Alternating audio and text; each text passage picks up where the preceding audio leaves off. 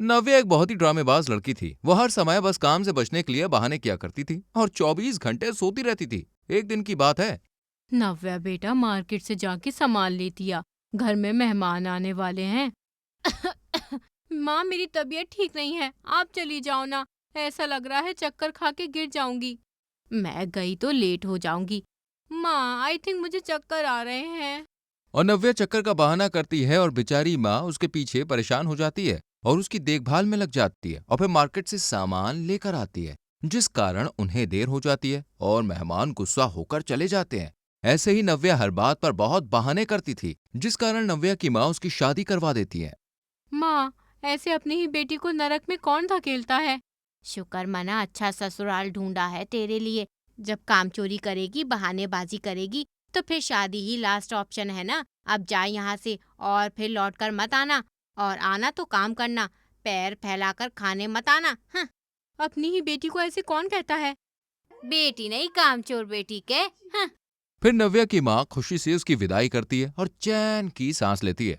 गई आफत, अब जिसके गले पड़ी है वही संभाले। वहीं ससुराल में गृह प्रवेश के समय बहू अपने बाएं पैर से कलश में लात मारो और अंदर आ जाओ। माँ जी मेरे पैर भारी हो गए हैं, उठ नहीं रहे हैं। क्या हो गया पैर में। पता नहीं माँ जी, मुझसे खड़ा नहीं हुआ जा रहा, अब चला भी नहीं जा रहा है। इसके बाद वो गिरने की एक्टिंग करती है, तभी जिग्नेश उसे गोद में उठा लेता है। शादी की थकान के कारण ऐसा हो रहा होगा भाभी को। हो सकता है। जिग्नेश बेटा बहू को कमरे में लिटा दे और तू भी आराम कर ले। फिर जिग्नेश नव्या को कमरे में लेटा देता है। लोटे में पैर मारने में कितनी मेहनत लगती है, कोई नहीं समझेगा। चलो आज तो बच गई। वहीं अगले दिन सुबह सुबह नाश्ते के समय बहू अभी तक तूने नाश्ता नहीं बनाया और बिस्तर पर पड़ी है, 10 बज रहे हैं। माँ जी पता नहीं ऐसा फील हो रहा है कि मैं बिस्तर से चिपक गई हूँ, मुझसे उठा नहीं जा रहा है। रुक मैं हेल्प करती हूँ। फिर सास बहू की हेल्प करती है, लेकिन सास खुद ही गिर जाती है क्योंकि नव्या ने सारा जोर बिस्तर पर डाल रखा था।